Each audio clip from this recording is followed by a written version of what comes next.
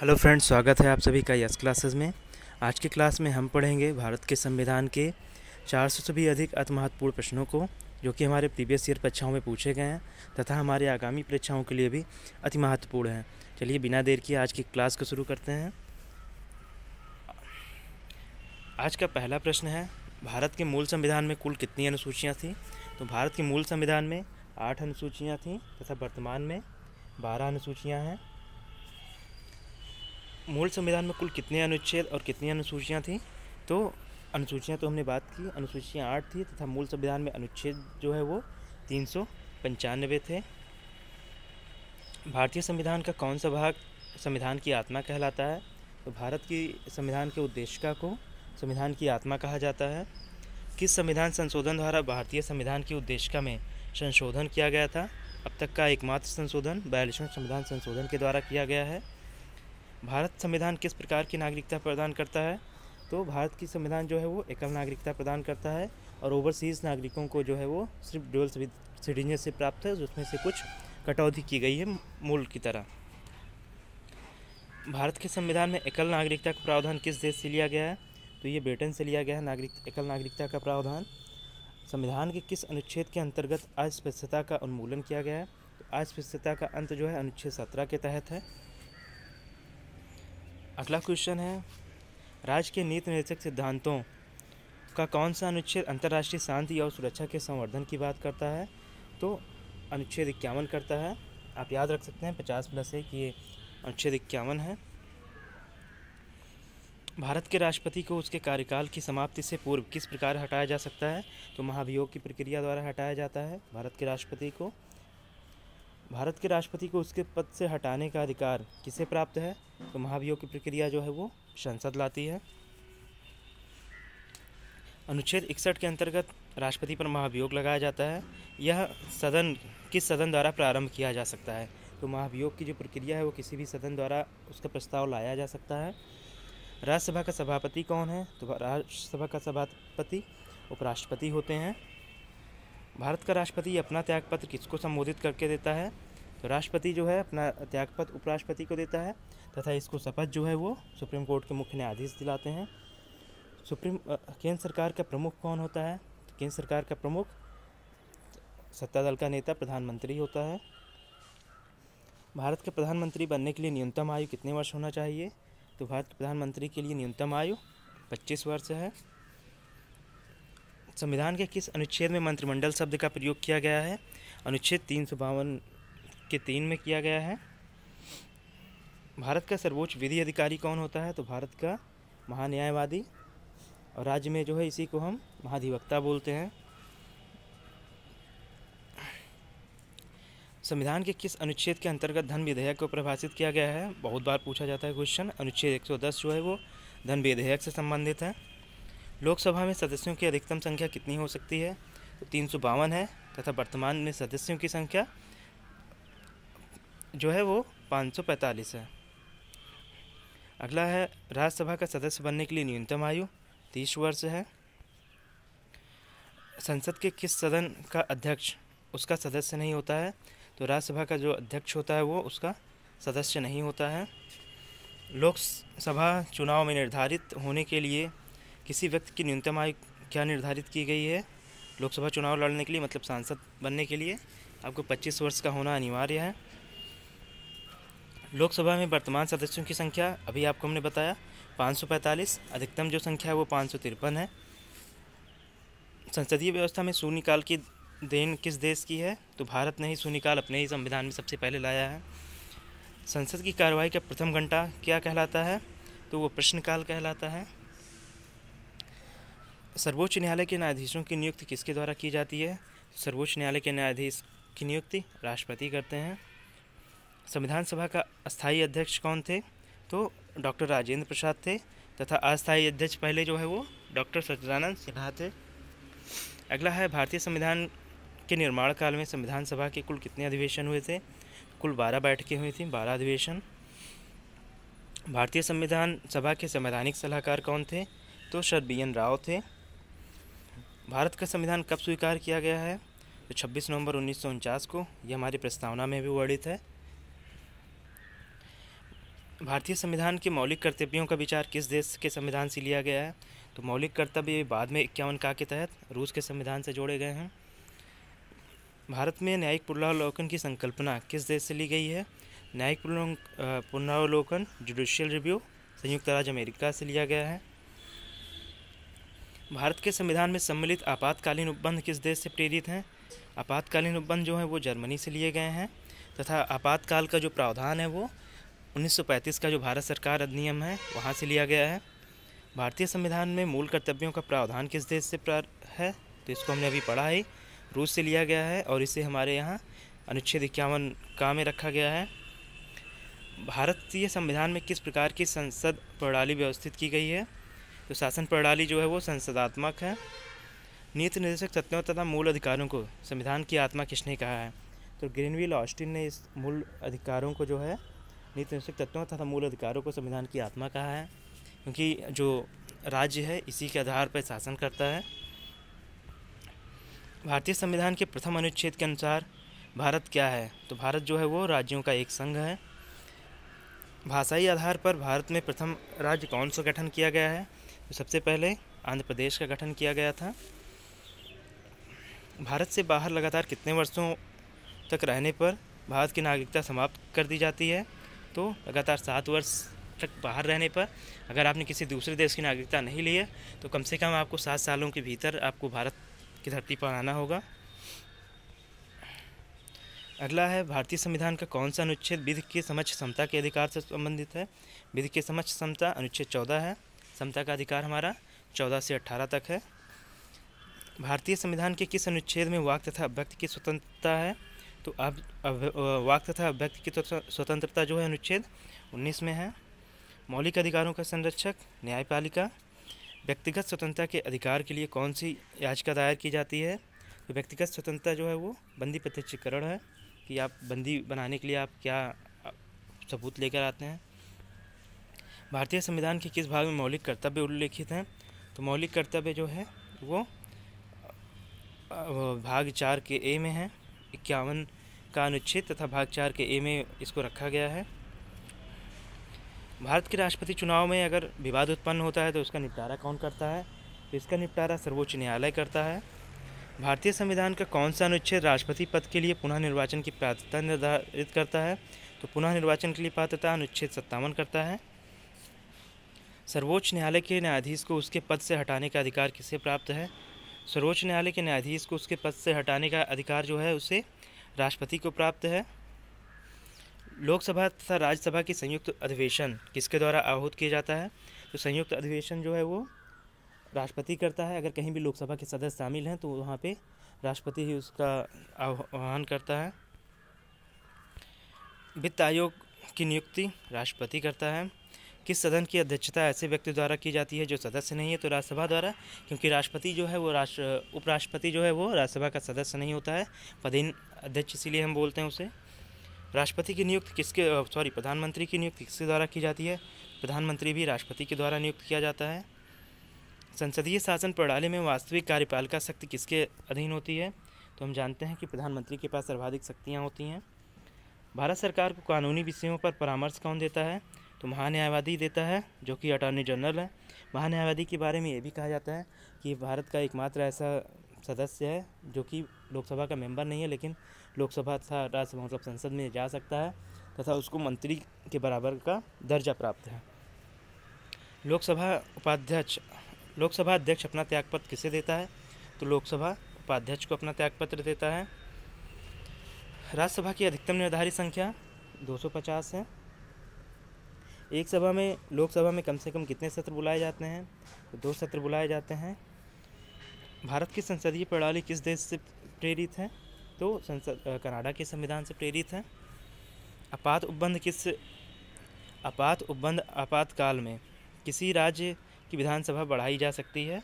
तो ये संसद बढ़ा सकता है, कि आपातकाल में अगर किसी राज्य की विधानसभा की भी कार्यकाल बढ़ाना है तो वो बढ़ा सकता है। राज्य में राष्ट्रपति शासन किसकी सलाह पर लागू किया जाता है?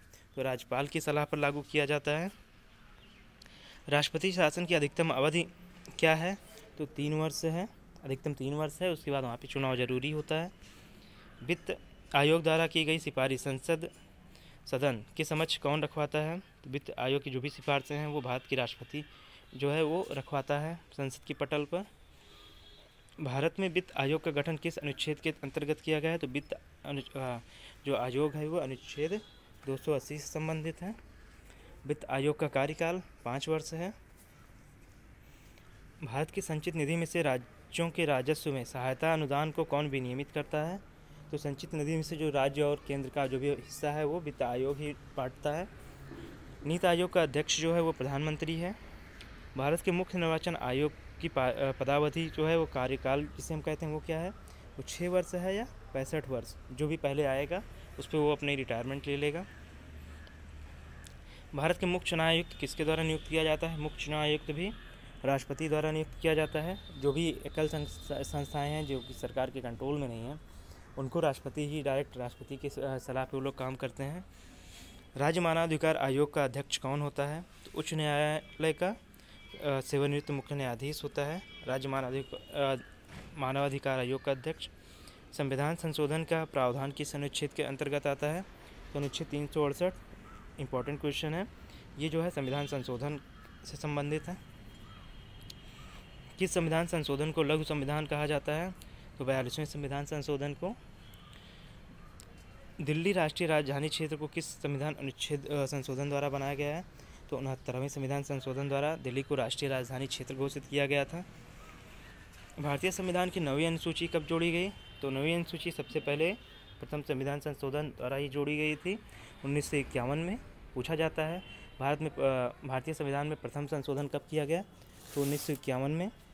इसके द्वारा भारत में जो है वो जमींदारी का उन्मूलन किया गया, भूमि सुधारों से संबंधित है ये। भारतीय संविधान में राज्य के नीति निर्देशक तत्वों की संकल्पना किस देश से ली गई है? राज्य के नीति निर्देशक तत्व आयरलैंड से संबंधित हैं। भारत के संविधान में संशोधन का प्रावधान किस देश से लिया गया है? तो संविधान संशोधन का जो प्रावधान है वो दक्षिण अफ्रीका से है। 368 अभी हमने पढ़ा। शक्तिशाली केंद्र तथा भारत की संघात्मक व्यवस्था किस देश से प्रेरित है? केंद्र को अधिक शक्तिशाली जो बनाया गया है वो कनाडा के संविधान से प्रेरित है। भारत के संविधान में सम्मिलित समवर्ती सूची किस देश से ली गई है? समवर्ती सूची जो है वो ऑस्ट्रेलिया से ली गई है। भारतीय संघ में नए राज्य का गठन का प्रावधान किस अनुसूची में किया गया है? तो नए राज्य का गठन जो है वो प्रथम अनुसूची में है। संविधान में हमारे राष्ट्र का उल्लेख किन नामों से किया गया है? तो भारत का नाम जो है इंडिया, दैट इज़ भारत के नाम से किया गया है। मतलब क्या है? भारत अर्थात इंडिया, मतलब भारत के 2 नाम संविधान में ही वर्णित किए गए हैं। अगला है संविधान सभा में उद्देश्य प्रस्ताव कब प्रस्तुत किया गया? तो संविधान सभा में उस उद्देश्य प्रस्ताव जो है वो 13 दिसंबर 1946 को लाया गया था।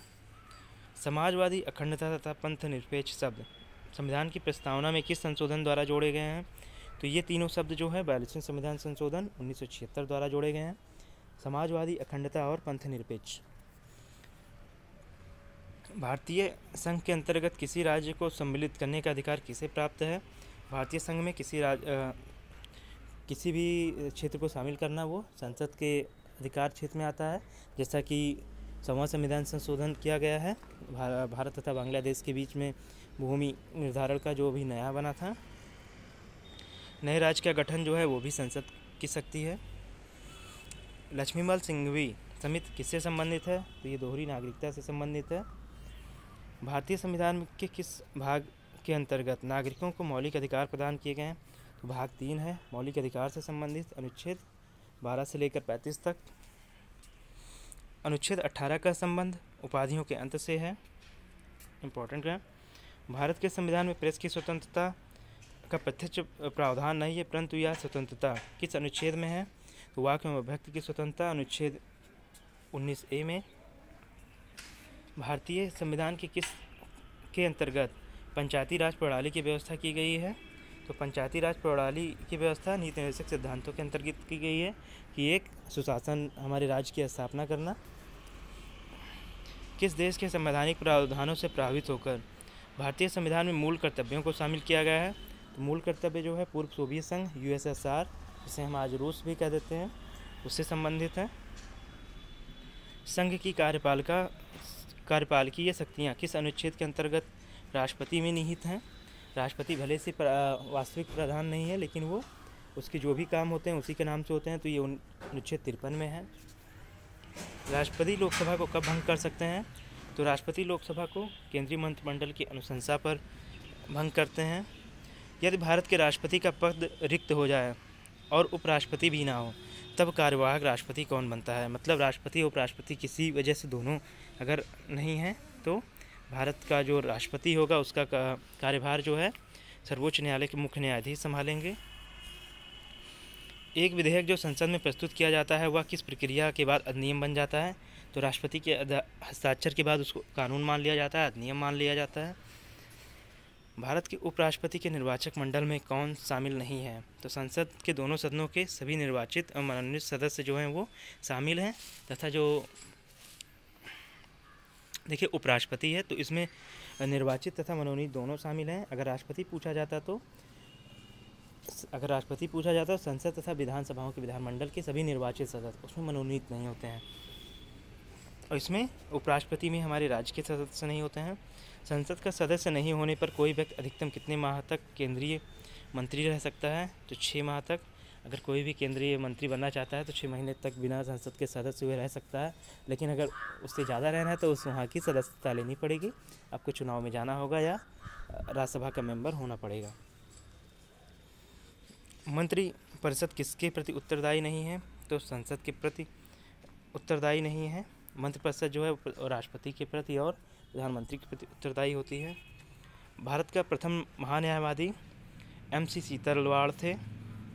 भारत का महान्यायवादी का विधि सलाहकार कौन होता है? भारत का महान्यायवादी जो है भारत सरकार का विधि सलाहकार होता है, कानूनी जो उसका वकील होता है। अगर भारत सरकार को वकील कह सकते हैं तो महान्यायवादी है। अनुच्छेद 76(4) के तहत महान्यायवादी किसके पर्यंत तक धारण रहता है? तो राष्ट्रपति जो है उसको जब तक चाहे तब तक रख सकता है। भारत के नियंत्रक एवं महालेखा परीक्षक CAG के पद का सृजन किसके द्वारा किया गया है? तो वो संविधान द्वारा किया गया है। भारत के नियंत्रक एवं महालेखा परीक्षक का कार्यकाल 6 वर्ष का होता है। भारत के लोकसभा के सदस्यों की संख्या 525 से बढ़ाकर 545 किस अनुच्छेद के द्वारा की गई थी? माफ़ कीजिएगा, 545 नहीं 553 होना चाहिए। तो ये 31वें संविधान संशोधन द्वारा की गई थी अधिकतम संख्या, तथा वर्तमान में संख्या जो है वो 545 है। लोकसभा को कार्यकाल पूरा होने के पहले किसके द्वारा भंग किया जा सकता है? तो प्रधानमंत्री की अनुशंसा पर राष्ट्रपति द्वारा प्रधानमंत्री की आज्ञा कह सकते हैं। क्षेत्रफल की दृष्टि से सबसे बड़ा लोकसभा निर्वाचन क्षेत्र वो लद्दाख है, जनसंख्या कम है इसीलिए। भारत के सर्वोच्च न्यायालय का कार्यवाहक मुख्य न्यायाधीश कौन नियुक्त करता है? तो वो राष्ट्रपति नियुक्त करता है। उच्चतम न्यायालय के न्यायाधीशों के वेतन का निर्धारण किसके द्वारा किया जाता है? तो जो भी वेतन के निर्धारण है वो संसद ही करती है, चाहे वो जिसका भी हो। भारतीय संविधान में राज्यपाल को मनोनीत किए जाने की पद्धति किस देश का अनुसरण है? तो राज्यपाल को मनोनीत किया जाना कनाडा से प्रेरित है। भारतीय संविधान सभा की पहली बैठक 9 दिसंबर 1946 को हुई थी। भारतीय संविधान के निर्माण में संविधान सभा को कितना समय लगा था? तो 2 वर्ष 11 महीना और 18 दिन। रेगुलेटिंग एक्ट 1773 द्वारा सर्वोच्च न्यायालय की स्थापना कहाँ की गई है? तो सर्वोच्च न्यायालय की स्थापना सर्वप्रथम कलकत्ता में 1774 में की गई थी, रेगुलेटिंग एक्ट 1773 के द्वारा। भारतीयों को भारत के प्रशासन में भाग लेने का अधिकार किस अधिनियम के तहत मिला? तो चार्टर एक्ट 1833 द्वारा भारत के जो लोग हैं वो भारत के प्रशासन में भाग लेने लगे। भारतीय विधान परिषद को बजट पर बहस करने की शक्ति किस अधिनियम द्वारा प्राप्त हुई? तो भारत परिषद अधिनियम 1892 के तहत बजट पर बहस करने की जो शक्ति वो भारतीयों को मिली है। केंद्रीय विधानमंडल सर्वप्रथम किस अधिनियम द्वारा द्विसदनात्मक बनाया गया? तो 1919 भारत शासन अधिनियम द्वारा केंद्रीय विधानमंडल जो है वो द्विसदनीय बना दिया गया था। भारत के राष्ट्रपति को अध्यादेश निर्गत करने की शक्ति मूलतः किस अधिनियम से प्रेरित है? तो अध्यादेश निर्गत करने की जो शक्ति है वो भारत शासन अधिनियम 1935 से प्रेरित है। केंद्र में द्वैध शासन की व्यवस्था किस अधिनियम द्वारा लागू की गई है? तो भारत शासन अधिनियम, केंद्र में द्वैध शासन मतलब केंद्र तथा राज्य दो सरकारें रहेंगी। ब्रिटिश भारत में किस अधिनियम में संघीय शासन का प्रावधान किया गया है? तो यही संघीय शासन जो है भारत शासन अधिनियम 1935 के तहत। अखिल भारतीय संघ स्थापित करने का प्रावधान किस अनुच्छेद में किया गया था, किस अधिनियम में? तो भारत शासन अधिनियम 1935 में अखिल भारतीय संघ मतलब केंद्रीय संघीय शासन जो है। एक निर्वाचित संविधान सभा द्वारा भारत के संविधान का निर्माण करने का प्रस्ताव किसके द्वारा किया गया है? तो क्रिप्स मिशन द्वारा भारत में संविधान सभा के निर्माण का प्रस्ताव लाया गया था। भारतीय संविधान सभा का गठन किसके अंतर्गत किया गया है? तो संविधान सभा का गठन जो है वो कैबिनेट मिशन 1946 के तहत किया गया है तथा हमारा यहाँ पे संविधान बनाने का जो निर्माण का प्रस्ताव है वो क्रिप्स मिशन ने दिया था। कैबिनेट मिशन द्वारा प्रस्तुत योजना के अनुसार संविधान सभा में प्रांतों से प्रतिनिधित्व का निर्वाचन का अनुपात जो है वो 10 लाख जनसंख्या पर एक सदस्य जो है वो हमारे कैबिनेट मिशन में शामिल थे, संविधान सभा में शामिल थे। भारतीय संविधान का निर्माण करने वाली संविधान सभा के सदस्यों का चुनाव किसके द्वारा किया गया था? तो विभिन्न प्रांतों की विधानसभाओं द्वारा इसका चुनाव किया गया था। संविधान सभा में पंडित नेहरू द्वारा उद्देश्य प्रस्ताव कब प्रस्तुत किया गया? इम्पोर्टेंट है, उद्देश्य प्रस्ताव 13 दिसंबर 1946 को प्रस्तुत किया गया था। नेहरू द्वारा प्रस्तुत उद्देश्य प्रस्ताव संविधान सभा में कब स्वीकृत हुआ? तो 22 जनवरी 1947 को ये स्वीकृत हो गया था। भारतीय संविधान सभा में वर्तमान रूप में राष्ट्रीय ध्वज को कब अपनाया? तो मतलब है कि भारतीय ध्वज को भारतीय संविधान ने कब अपनाया? तो 22 जुलाई 1947 को। भारतीय संविधान पूर्णतः कब लागू हुआ? 26 जनवरी 1950 को। 26 नवंबर 1949 को भारतीय संविधान किसके द्वारा अधिनियमित किया गया था? तो अधिनियमित संविधान सभा द्वारा किया गया था। जनगण मन को भारत के राष्ट्रगान के रूप में कब अपनाया गया? तो 24 जनवरी 1950 को। भारत सरकार द्वारा अशोक स्तंभ को राष्ट्रीय चिन्ह के रूप में 26 जनवरी 1950 को। संविधान सभा की झंडा समिति के अध्यक्ष डॉक्टर राजेंद्र प्रसाद जी थे। संविधान के कार्यों से संबंधित समिति के अध्यक्ष, संविधान सभा के कार्यों से संबंधित जो अध्यक्ष थे वो जीबी मावलंकर थे। संविधान सभा ने डॉक्टर भीमराव अंबेडकर की अध्यक्षता में प्रारूप समिति का गठन कब किया है? तो 29 अगस्त 1947 को प्रारूप समिति का गठन किया गया था। डॉक्टर भीमराव अंबेडकर का संविधान सभा में निर्वाचन किस प्रेसिडेंसी से हुआ था? तो डॉक्टर भीमराव अंबेडकर जो है बम्बई प्रेसिडेंसी थे।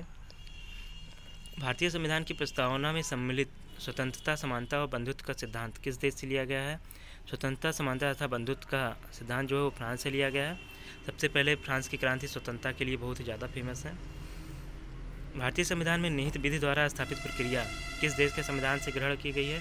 तो विधि द्वारा स्थापित प्रक्रिया के तहत जो काम होता है वो जापान के संविधान से संबंधित है। भारतीय संविधान में संसदीय विशेषाधिकार की संकल्पना किस देश से पर आधारित है? तो ये ब्रिटेन से आधारित है।